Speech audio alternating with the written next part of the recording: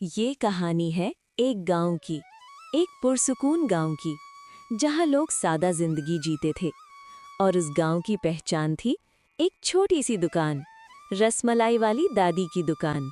दादी दुआ करती थी, या अल्लाह, आज भी किसी भूखे को मेरे हाथ से खाना नसीब हो। दादी के हाथ में एक अजीब सा जादू था। हर चम्मच में मोहब्बत, हर बाइट में सुकून। सबसे पहले सब्र, फिर मेहनत, तब जाकर टेस्ट बनता है। एक लड़की सीखने आती है।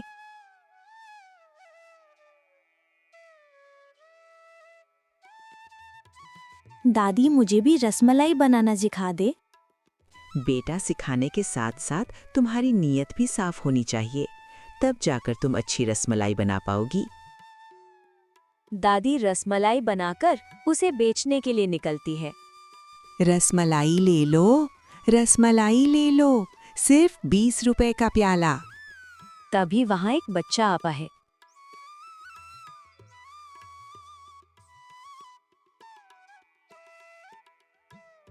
दादी, क्या आज भी रसमलाई उधार मिलेगी? बेटा, ये दुकान उधार पर नहीं बल्कि प्यार पर चलती है। ये लो, तुम फ्री में खाओ।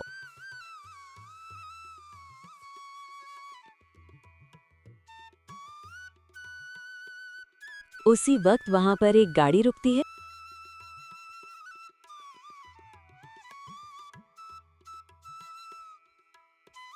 और गाड़ी में से एक लड़का निकलता है।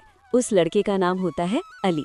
अली दिल ही दिल में सोचता है, ये जगह परफेक्ट है बिजनेस के लिए। गांव वाले सिंपल होते हैं, इजीली पैसे कमा लूंगा।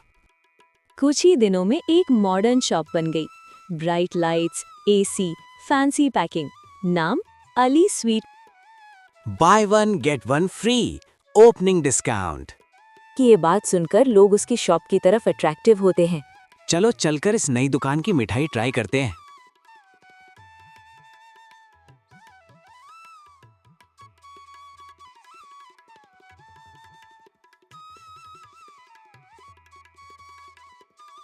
दादी देखती है, लोग दादी की रसमलाई खाना कम हो गए। लोग बदल गए या वक्त? दादी का एक पुराना कस्टमर भी अली की शॉप पर मिठाई खाना चला जाता है। ये देखकर दादी को बहुत दुख होता है। बन गई मिठाई? जी सर, तैयार है, लेकिन मैं कुछ बताना चाहता हूँ। सर, ये दूध अच्छा नहीं है। मुझे पता है इस दूध की क्वालिटी ठीक नहीं है, लेकिन मैं ये इसीलिए यूज कर रहा हूँ ताकि मुझे प्रॉफिट हो। सर, लेकिन ये मिठाई खाने से लोग बीमार हो सकते हैं। मुझे कोई फिक्र नहीं है लोगों की, और तुम अपने काम से काम रखो। तुम्हें पैसे मिठाई बनाने के मिलते हैं, सवाल पूछने के नहीं। अली की दुकान पर दिन ब दिन ग्राहकी बढ़ती जाती है, लेकिन दादी की रसमलाई अब कोई भी खाने नहीं आता। ये देखकर दादी बहुत परेशान होती है। दादी दिल ही दिल में सवाल करती है, क्या मेरी इतने सालों की मेहनत बेकार गई? क्या मेरी रसमलाई खाने अब कोई नहीं आएगा? या अल्लाह, अब तू ही मेरी मदद कर। सुनिए, देखिए ना, उस्मान कितना बीमार हो गया है। जरूर इसने कुछ उल्टी सीधी चीजें खाई होंगी। नहीं, इसने तो बस आज अली की दुकान से मिठाई खाई थी। मुझे लगता है अली की दुकान की मिठाई ही सही नहीं है। मैंने भी जब से खाई है मेरे पेट में दर्द हो रहा है। ठीक है, सुबह चलकर अली से बात करते हैं। उस्मान बेटा, उठो, उठकर खाना खा लो और फिर दवाई ले लेना। उस दिन अली की मिठाई खाने से सिर्फ उस्मान ही नहीं बल्कि और भी बहुत से लोग बीमार हुए थे।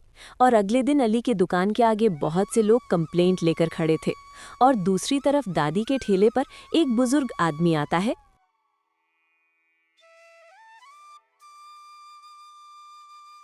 मैंने दुनिया की मिठाई खाई, लेकिन सुकून सिर्फ यहाँ है।